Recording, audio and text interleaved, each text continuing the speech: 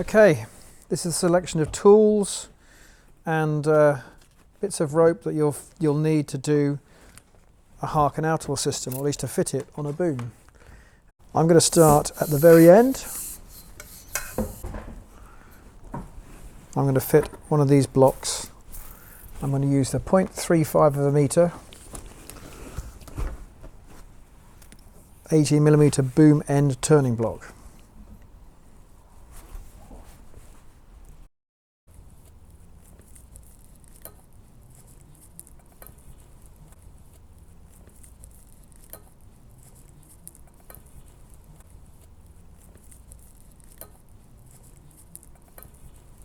I'm going to use a knot here, which I think I quite like, and this knot is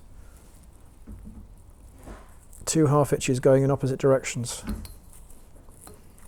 One of them going in that direction and 1 half hitch going in the opposite direction. And then when you pull, 2 half hitches join. It's a really useful knot for joining 2 bits of rope together. We'll finish this off by tying a couple of half hitches in a second, but that in principle is the 18mm block tied on. So the primary line, 2 meters long. You're going to attach another 18mm block to it. So the 18mm block attach past the line through the block. These new 18mm tie lights are very good. The old tie lights used to have to tie them in a certain way to stop them falling apart, but these are very good now. So I'm going to do a bowline, but I'm going to do a safe bowline. So I'm going to start with an overhand knot. And then I'm going to do a bowline using the overhand knot. And there's my safe bowline. Okay, I'm now going to go to the back of the boom. I'm going to go round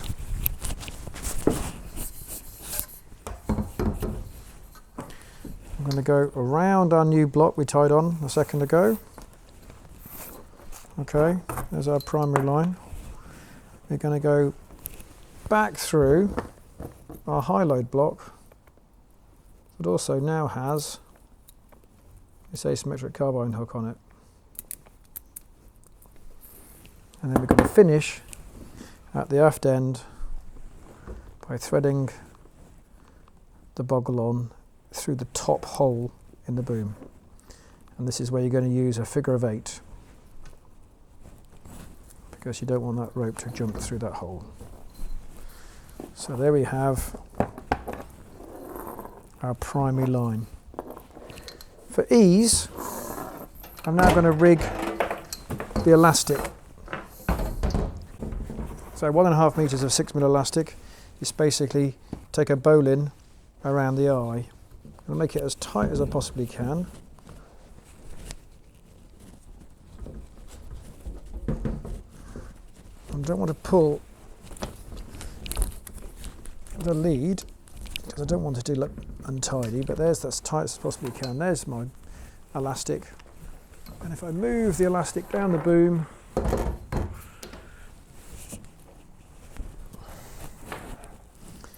I'm just going to do an overhand knot on an overhand knot, and that's your mechanism for pulling your outhaul back.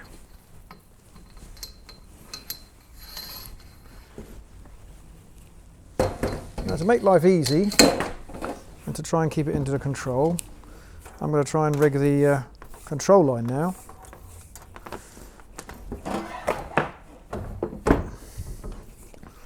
So control line, figure of 8 in the boggle, in the end of the control line that goes in the boggle. Pull the knot in if you can, make it sit in, make it nice and safe. Nice and safe. So obviously the control line does a loop over the end of the loop to lock it in on the kicker itself. It obviously goes back down the boom,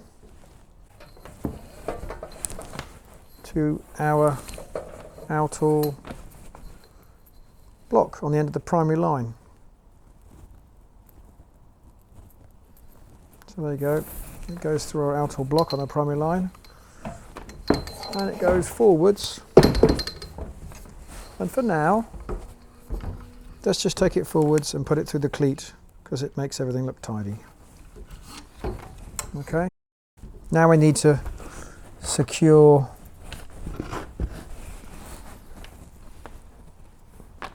a block at the front of this boom to swing down, so you can alter the control of the Outhaul from inside the cockpit. And this is called the 8.65 metre of Ocean 3000 again. And we're going to call it our swinging block. Standard practice. Thread the Dyneema core through the block. We use Dyneema core because it just lasts so much longer than something with polyester. Polyester is much less hard wearing than Dyneema.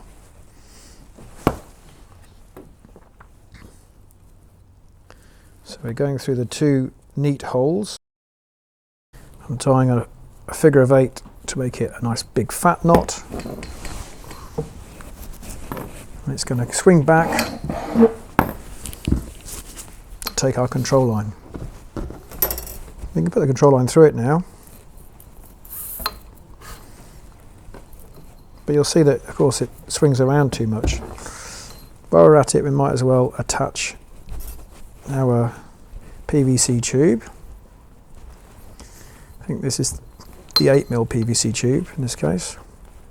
I'm going to do a safe, secure bowline. So there's a knot to start the bowline, and the bowline has finished. So now we need to make this, stop this from swinging too much.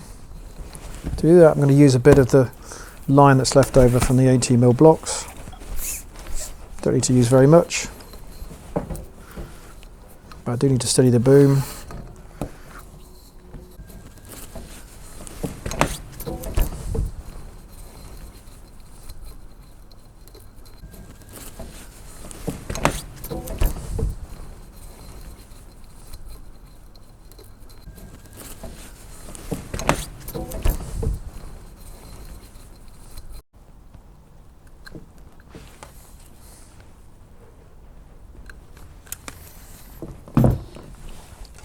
And we'll tape it up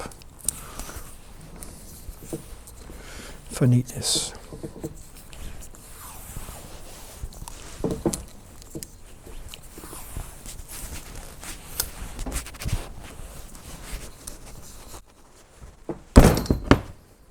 Okay.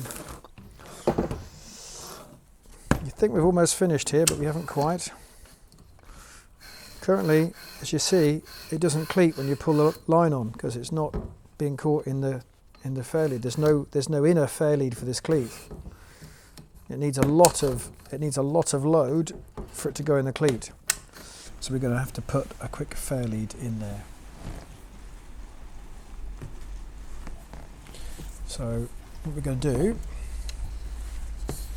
this time, I want to try and nip the rope so that it pops in the cleat.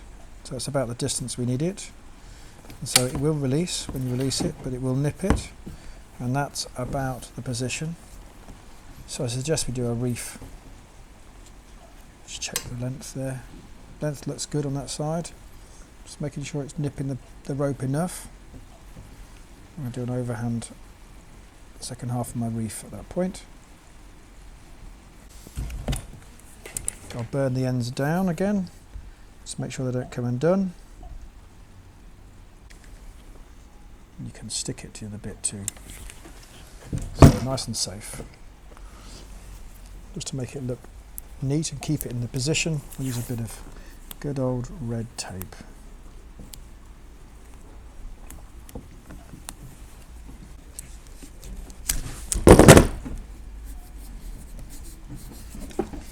We have a Fairlead.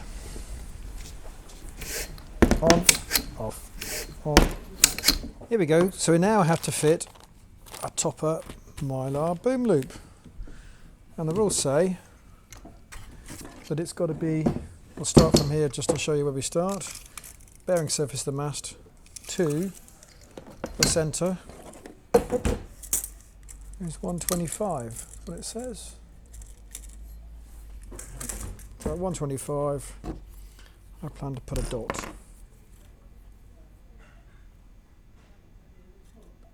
It's plus or minus 25 millimetres, so it's not really very crucial that you're exactly the right place in terms of measurement.